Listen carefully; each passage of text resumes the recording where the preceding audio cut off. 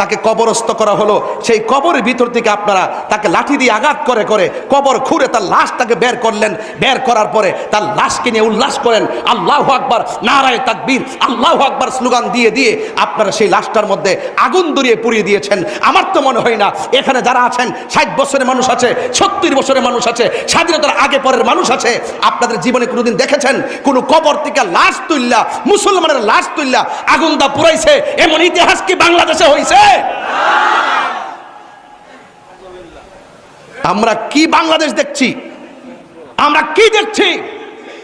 এই জন্যই বলে যে ইসলাম ছিল শান্তির ধর্ম, আজকে ইসলাম ধর্মটারে উগ্রতার দিকে নিয়ে যাচ্ছেন। ইসলাম একটি শান্তির ধর্ম, মানবতার ধর্ম। এই জন্য আমি বলবো, প্রশাসনকে বলবো, এই ঘটনার সাথে যারা জড়িত তাদেরকে অনতিবিলম্বে আইনের আওতায় আনার জন্য কথা বলেন, ঠিক না বেঠে? কবর থেকে লাশ উঠিয়ে আগুন দিয়ে পুড়িয়ে ফেলা হয়েছে। নুরুল হক, নুরুল পাগলা যার নাম, তিনি নিজেকে ইমাম মাহাদি দাবি করেছিলেন। এমনকি তিনি মৃত্যুবরণ করার পরে তার কবরের ওপরে কাবা ঘরের মতো ঘর তৈরি করে, কাবা ঘরের প্রতিকৃতি তৈরি করে ওই জায়গার ভেতরে প্রকাশ্য শিরিক বিদআত শুরু করা হয়েছিল। ভালো করে বোঝার চেষ্টা করেন, শিরিক এবং বিদআতের সঙ্গে ঈমানদারদের কোনো আপোষ নেই। আমরা অবশ্যই শিরিকের বিরুদ্ধে। তবে একজন মানুষ মরে যাওয়ার পরে তার লাশ কবর থেকে উঠায়া আগুন দিয়ে পুড়িয়ে ফেলা ইসলাম কখনো সমর্থন করে? শুধুমাত্র আবেগ দিয়ে চললে হবে না, আমাদের জ্ঞান রাখতে হবে ইসলাম সম্পর্কে। রাসূল করিম সাল্লাল্লাহু আলাইহি ওয়াসাল্লাম রাস্তায় দাঁড়িয়ে আছেন, একটা লাশ নিয়ে যাওয়া হচ্ছে, রাসূল দাঁড়িয়ে গেলেন লাশের সম্মানে।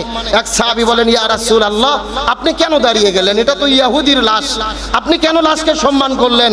রাসূল বলতেছেন, ও ইহুদি হোক, খ্রিস্টান হোক, যা হয় হোক, সে তো মানুষ, আমি মানুষের লাশ হিসেবে তাকে সম্মান করেছি। সে মারা গেছে, লাশের সঙ্গে কোনো শত্রুতা নাই। তার মানে রাসূল আমাদের শিক্ষা দিয়ে গেছেন ইহুদির লাশকেও সম্মান করতে হবে। আর আপনি আমি আবেগের তাড়নায় যদি লাশ উঠাইয়া লাশ পুড়িয়ে ফেলি ইমানের জোশে, এর দ্বারা ইসলামের লাভ হবে না ক্ষতি হবে? লাভের চাইতে ক্ষতি বেশি হবে। পুরো পৃথিবী জানবে মুসলমান মানে উগ্র, এরা জঙ্গি, এরা সন্ত্রাসী। এই জন্য বলতে চাই, দিন পালন করার আগে দিনের যথার্থ জ্ঞান অর্জন করা আমাদের সকলের জন্য জরুরি। যদিও গতকালকে যাকে আগুনে পোড়া হয়েছে স্পষ্ট শিরিক হয়েছে, এলাকার মানুষেরা জেলা প্রশাসককে বলেছেন, পুলিশকে বলেছেন, ডিসিকে বলেছেন, এসপিকে বলেছেন।